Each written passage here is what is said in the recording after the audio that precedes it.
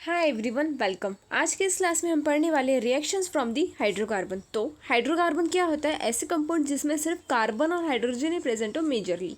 इसके बाद इसमें हम देखने वाले हैं first reaction from the alkyne. Alkyne ऐसे कंपाउंड जिसमें सिर्फ कार्बन सिंगल बॉन्ड कार्बन ही हो, उसे हम सैचुरेटेड कंपाउंड्स भी बोलते हैं।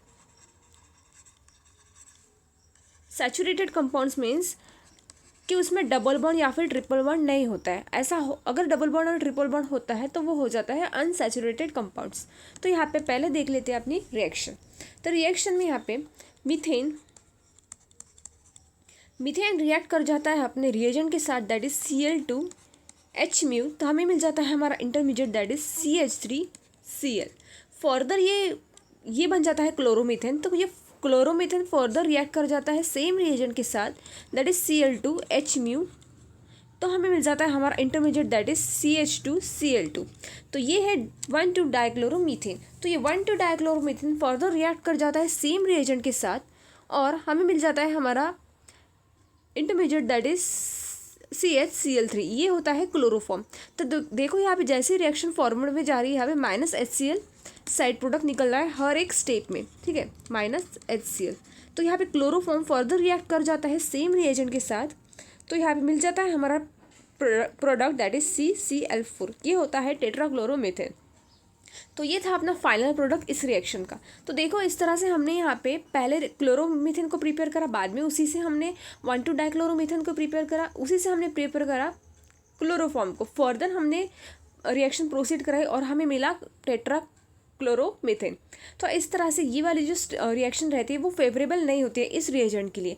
तो हम आगे देखने वाले हैं नेक्स्ट वाली रिएक्शन, जहाँ पे हमें मिलेंगे प्रोडक्ट्स में आइसोमर्स। तो यहाँ पे देखो ये लिया हमने ब्यूटेन। ब्यूटेन कैसा है? यहाँ पे 4 कार्बन से इसलिए ब्यूट, और इसमें कार्बन सिंगल बॉन्ड कार्बन है इसलिए सफिक्स में ANE, ठीक है। तो ये ब्यूटेन रिएक्ट कर जाता है Cl2 with in the presence of UV light और हीट। तो हमें मिल जाते हैं हमारे आइसोमर्स। आइसोमर्स क्या होते हैं? आइसोमर्स ऐसे कंपाउंड जिसमें सेम स्ट्रक्चरल फॉर्मूला होता है and different arrangement. Same structural formula but different arrangement. तो ये होता है अपना आइसोमर्स।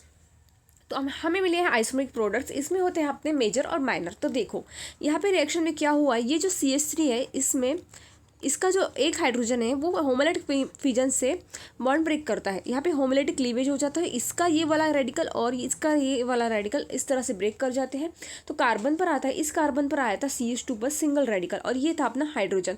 तो ये वाला हाइड्रोजन रेडिकल यहाँ पे ये वाले रेडिकल इस तरह से रेडिकल्स फॉर्म कर लिए Cl2 ने। तो ये वाला H रेडिकल इसके साथ रिएक्ट कर जाता है Cl रेडिकल के साथ और हमें मिल जाता है HCl साइड प्रोडक्ट, ठीक है। इसके बाद ये बचा अपना Cl रेडिकल, वो जाकर रिएक्ट कर जाता है इस CH2 पर, आपस में बना लेते बॉन्ड। बॉन्ड बनने के बाद हमें मिल जाता है ये वाला प्रोडक्ट। तो देखो इसी तरह से अपना ये सेकेंड वाला भी प्रोडक्ट यहाँ पे आया था। तो देखो यहाँ पे ये जो सेकेंड कार्बन है यहाँ से क्या हुआ होगा, क्लीवेज हुआ था।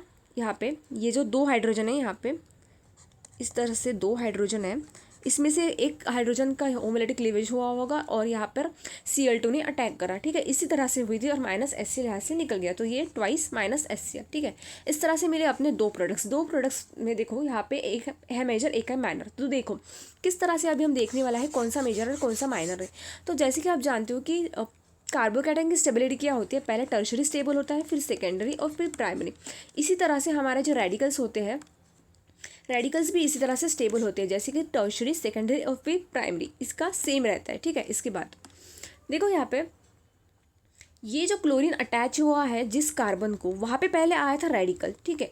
तो ये जो कार्बन को अटैच है रेडिकल, मतलब जिस कार्बन पर रेडिकल है वो अटैच है फर्दर 2 कार्बन्स को।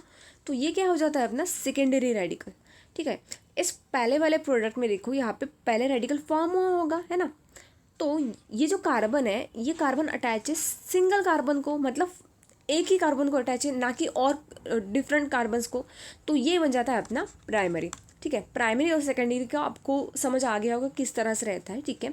इसके बाद तो इस हिसाब से ये अपना सेकेंडरी पहले स्टेबल रहेगा, फिर प्राइमरी। तो ये वाला बन जाता है अपना मेजर और ये बन जाता है माइनर इसके कंपैरिजन में, ठीक है। ये वाला मेजर और ये वाला माइनर, ठीक है।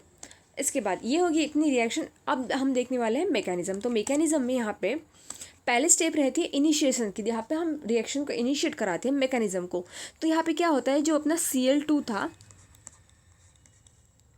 इसका होता है होमोलिटिक क्लीवेज और हमें मिल जाते हैं Cl2 radical, twice Cl2 radical.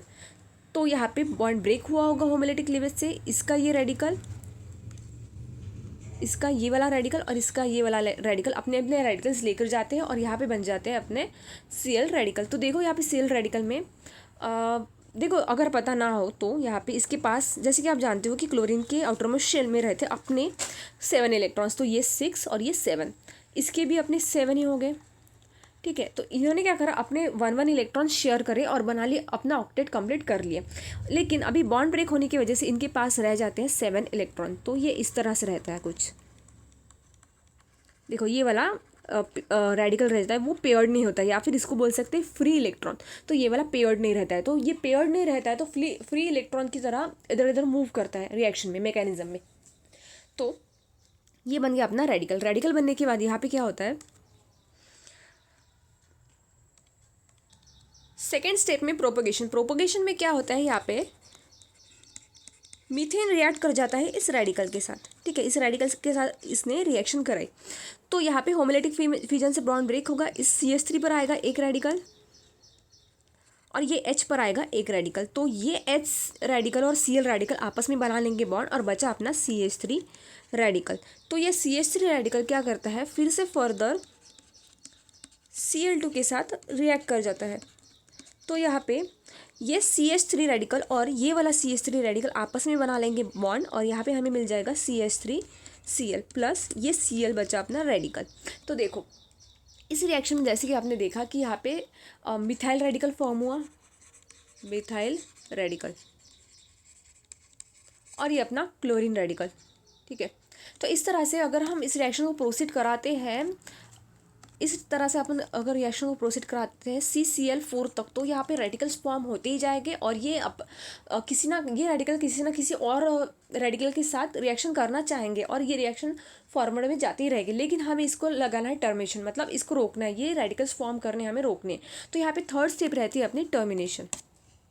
तो यहाँ पे टर्मिनेशन में क्या होता है, जैसे कि यहाँ पे ये CH3 रेडिकल और ये Cl रेडिकल, देखो यहाँ पे Cl रेडिकल, ये Cl रेडिकल किसी और Cl रेडिकल के साथ बना लेता है बॉन्ड और हमें मिल जाता है Cl2, ठीक है। इसके बाद जैसे कि अपना CH3 रेडिकल, तो CH3 रेडिकल और अनदर CH3 रेडिकल आपस में बना लेते हैं बॉन्ड और ये बन जाता है अपना इथेन, ये है इथेन,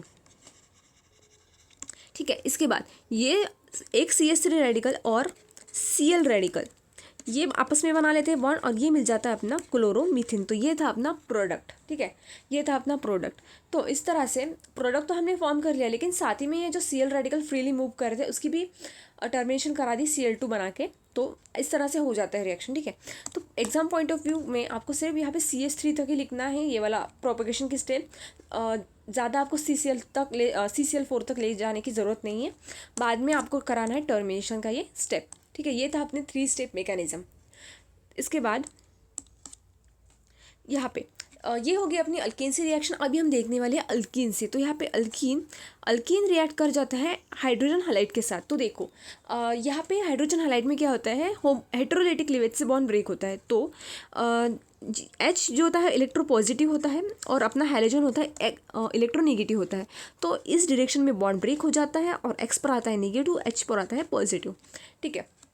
ये हो गया हेटेरोलेटिक क्लीवेज। इसके बाद यहाँ पे देखो ये जो कार्बन डबल बॉन्ड कार्बन है वहाँ पे क्या होता है, इलेक्ट्रॉन रीच होता है, ये इलेक्ट्रॉन रीच होता है। यहाँ पे लूजली बॉन्डेड इलेक्ट्रॉन्स होते हैं, लूजली बॉन्डेड इलेक्ट्रॉन्स।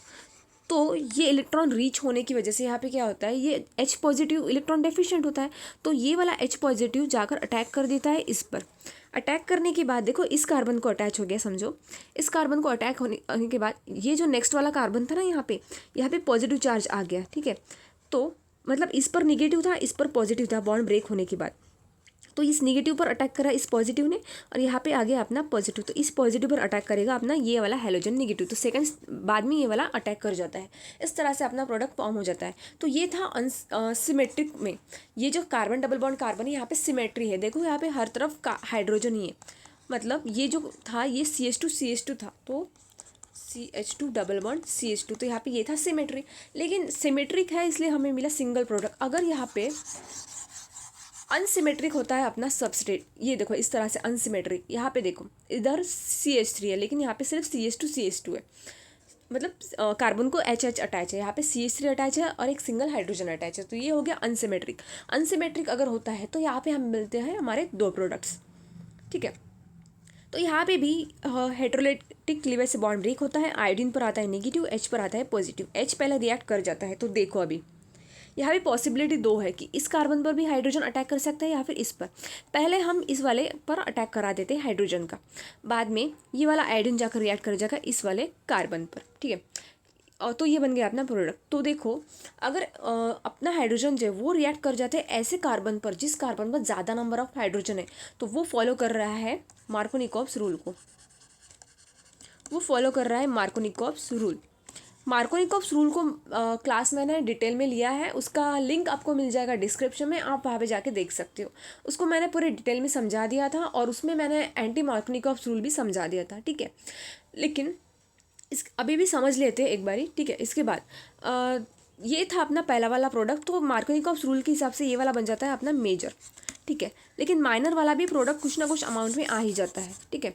तो अगर ये वाला मेरा हाइड्रोजन जाकर रिएक्ट करता है इस वाले कार्बन पर, तो और ये वाला आयोडीन इस वाले कार्बन पर रिएक्ट कर जाता है, तो ये वाला अपना नेक्स्ट वाला प्रोडक्ट हमें मिल जाता है जो कि होता है माइनर, ठीक है।